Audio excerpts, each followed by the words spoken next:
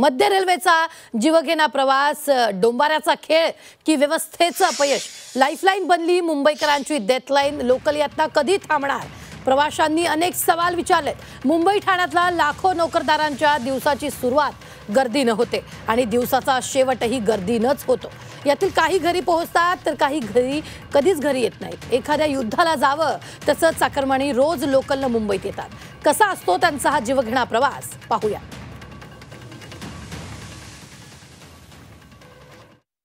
कल्याणच्या रेल्वे स्टेशनवरती जीवघेणा प्रवास जे आहेत ते प्रवासी दररोज करतात.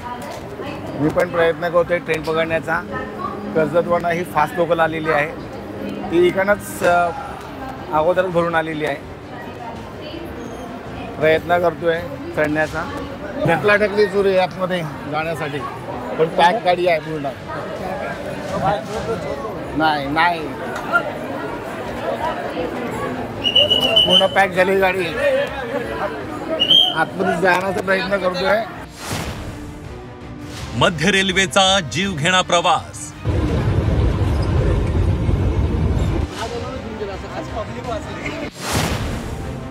डोंबाऱ्याचा खेळ की व्यवस्थेचा अपयश?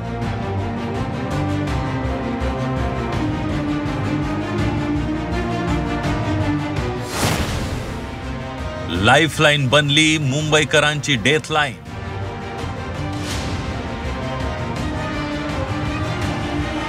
मध्य रेल्वेच्या कल्याण, कसारा, कर्जत मार्गावरून प्रवास करणं म्हणजे रोजच मृत्यूशी गाठ.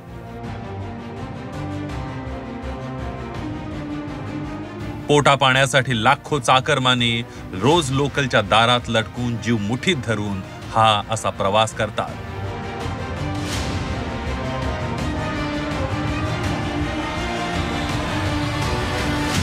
त्यांच्या दिवसाची सुरुवात अशा गर्दीतून होते आणि दिवसाचा शेवटही गर्दीतूनच.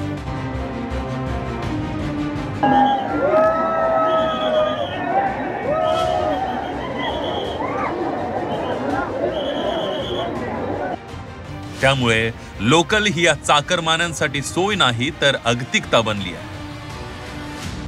वाढती लोकसंख्या, लोकलच्या अपुऱ्या फेऱ्या यामुळे लोकलमध्ये प्रवासी अक्षरशः कोंबड्यांसारखे कोंबले जातात.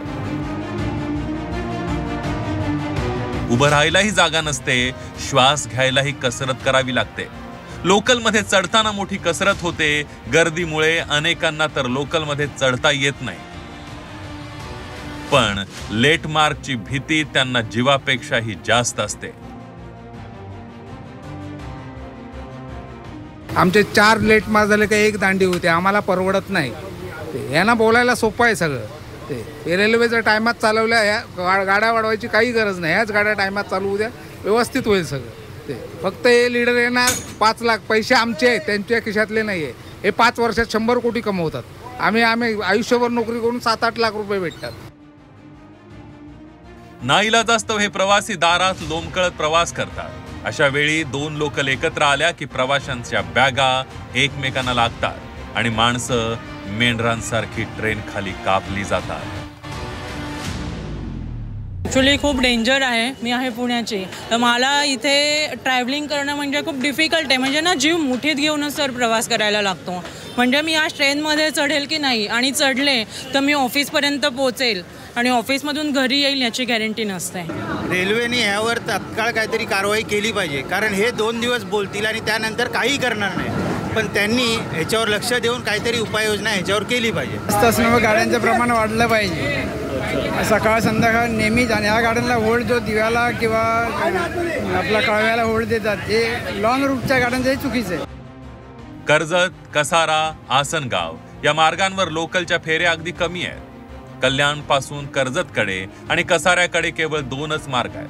त्याच मार्गांवरून मालगाड्या लांब पल्ल्याच्या मेल एक्सप्रेस धावतात. रेल्वे प्रशासन लोकलपेक्षा या गाड्यांना प्रथम प्राधान्य देते आणि लोकलचं वेळापत्रक कोलमडतं.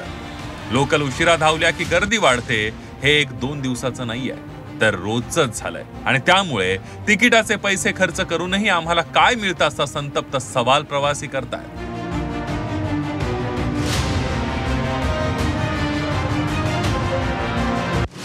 रोज किड्या मुंग्यांसारखे चाकरमानी रेल्वेनं प्रवास करत असतात। गर्दीत अनेकदा प्रवाशांचे वाद होतात, तर काही वाद हाणामारीपर्यंत जातात।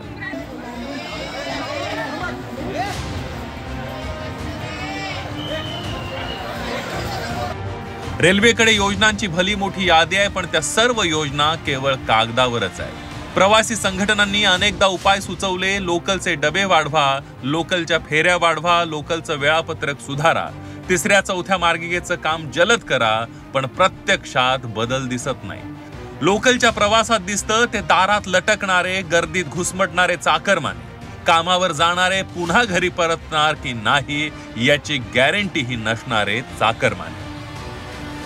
झी 24 तास साठी बदलापूरहून चंद्रशेखर भुयारसह अतिश भोईर, कल्याण।